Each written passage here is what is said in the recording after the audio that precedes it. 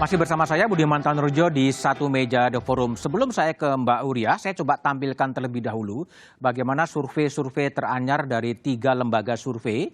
Ini bisa ditampilkan adalah yang pertama adalah dari Carta Politika yang dilakukan pada bulan April. Ini memotret dalam simulasi pasangan ya. Ganjar Pranowo Sandiaga Uno pada angka 34,3%. Kemudian Anies Baswedan Agus Harimurti Yudhoyono pada 27,3% dan Prabowo Puan Maharani pada angka 25,5%. Itu versi dari Carta Politika. Kemudian yang kedua adalah versi dari Saiful Mujani Research and Consulting yang dilakukan pada Maret 2022. Anies AHY pada 29,8%, Ganjar Airlangga pada 28,5%. Prabowo Puan Maharani pada 27,5%. Itu versi dari SMRC. Dan yang ketiga adalah survei dari Indikator Politik Indonesia pada Maret 2022.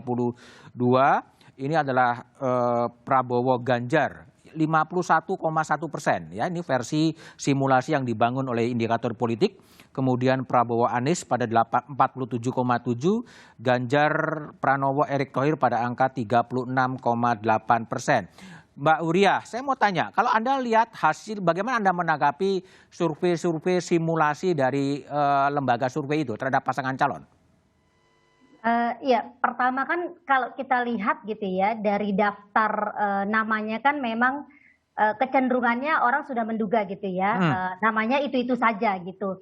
Tetapi kalau kita lihat lagi di dalam konteks politik elektoral kita, yang mau jadi presiden itu memang banyak gitu ya. Hampir semuanya kalau kita lihat kan pengen jadi presiden gitu, tetapi kendalanya juga berat. Yang pertama, survei ini kan memang setidaknya gitu ya bisa memotret di awal bagaimana popularitas dan juga elektabilitas para calon gitu ya, dan kita bisa lihat dari hasil survei.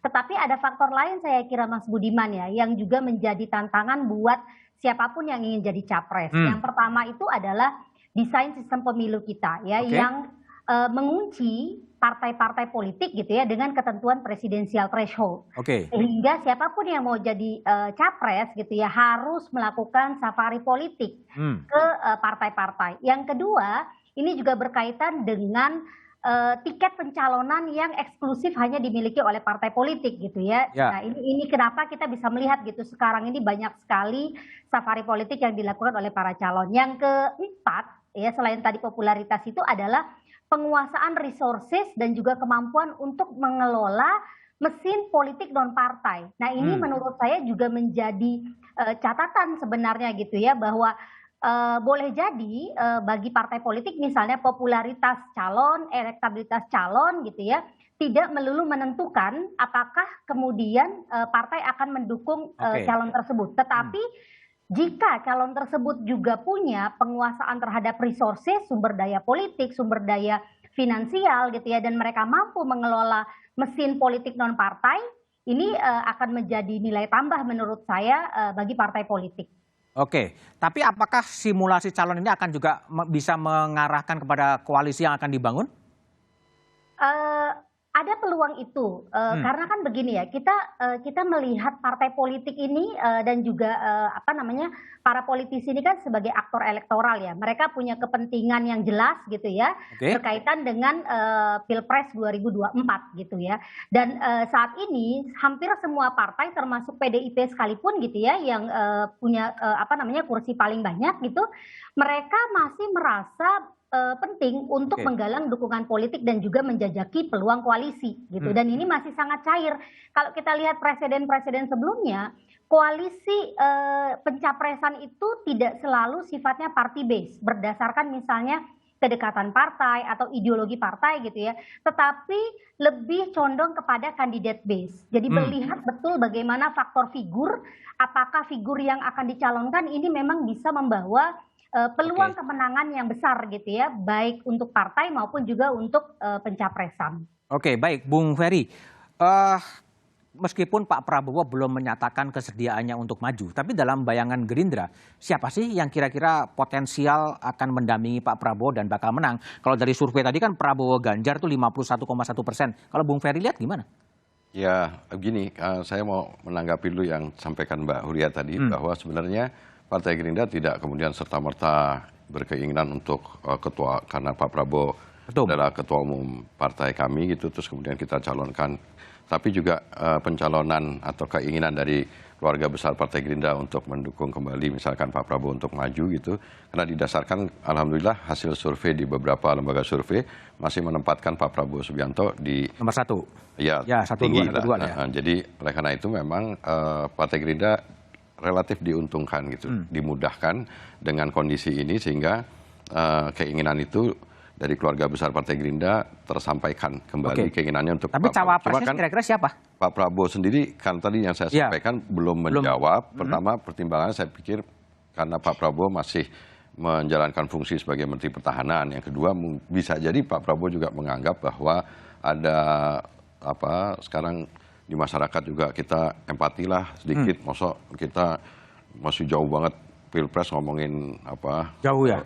Ya kira-kira gitu. Jadi oleh karena itu mungkin belum menjawabnya Pak Prabowo itu kemudian ya bisa jadi dilatar belakangi dengan itu. Nah kalau mengenai cawapres kan tetap sebagai partai politik tadi saya juga setuju bahwa lebih baik memang membangun koalisi gitu.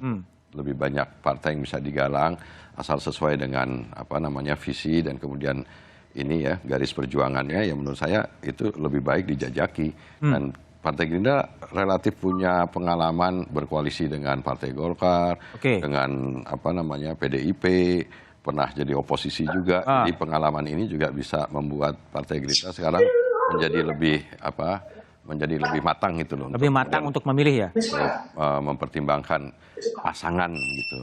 Dan tetapi ya sekali lagi Pak Prabowo belum menjawab tentang kesediaan beliau untuk bersedia dicalonkan kembali atau tidak. Jadi ya begitulah. Tapi tunggu dulu ya. Ya, tapi Partai Gerindra dalam hal ini diuntungkan gitu. Alhamdulillah Pak Prabowo masih ditempatkan di tempat yang tinggi gitu di lembaga-lembaga survei gitu.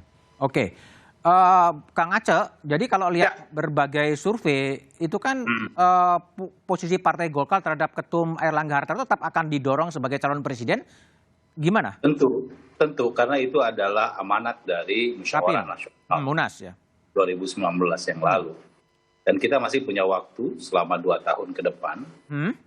Pertama yang perlu kami tegaskan bahwa salah satu di antara tugas partai politik itu kan adalah bisa memastikan bahwa kader-kadernya bisa meraih kekuasaan. Karena tugas dari partai politik adalah bagian dari bagaimana kita bisa mendorong kader-kader terbaiknya agar bisa berkiprah dalam konteks bagaimana membangun bangsa ini ya. Tapi kalau berdasarkan hasil survei Kang Aceh itu kan elektabilitasnya Pak Airlangga kan masih belum cukup signifikan ya. Apa yang akan dilakukan oleh Golkar? Ya ini yang terus kami lakukan ya. Karena partai sendiri kan sekarang sudah mulai bekerja untuk bagaimana mensosialisasikan, menaikkan elektabilitasnya Pak Airlangga. Karena kita tahu bahwa ini waktu kita masih terbuka 2 tahun ke depan. Dan yang kedua yang paling penting kan sebetulnya apa yang kita lihat di dalam hasil survei saat ini tentu ini masih belum bisa menggambarkan tentang konfigurasi yang nyata dari 2 tahun yang akan datang. Karena kita tahu tadi seperti disampaikan oleh Ibu Huria bahwa kekuatan yang sesungguhnya di dalam menentukan konfigurasi politik berapa pasangan yang nanti akan maju di dalam Pilpres 2024 nanti ini kan tergantung dari kesepakatan yang dibangun antara ketua umum partai politik. Nah inilah kemudian pentingnya komunikasi politik tersebut gitu ya. Dan saya kira satu hal yang cukup penting untuk kita pikirkan bersama. Memang koalisi ini menurut saya harus dimulai dari mulai sekarang. Ya. Setidaknya kita ingin menyampaikan persepsi, menyatukan chemistry, sehingga berbagai hal yang perlu diperjuangkan dalam konteks koalisi tersebut, ya, itu akan menjadi panduan bagi proses perjuangan politik di tahun 2024 nanti gitu. Tanpa kehilangan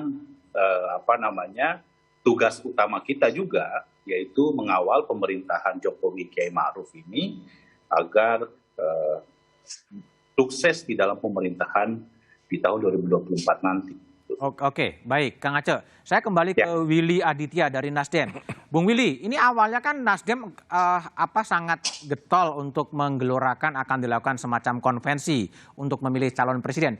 Tapi kok mendadak ini isu ini meredup ya, konvensi diganti menjadi Rakernas atau Rapimnas. Apa yang terjadi di balik itu?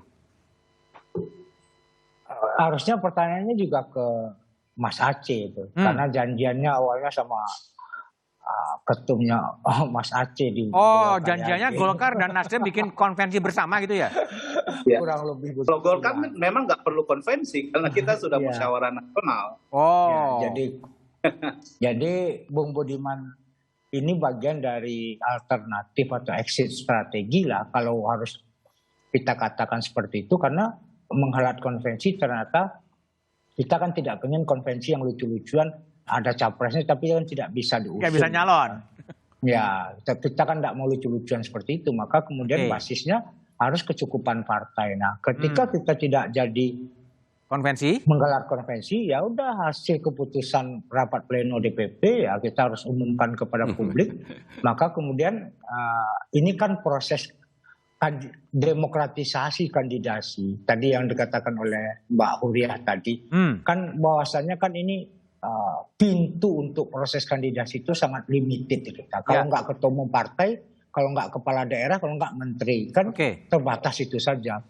Banyak ulama, banyak akademisi, banyak tokoh masyarakat yang sama sekali tidak mendapatkan panggung.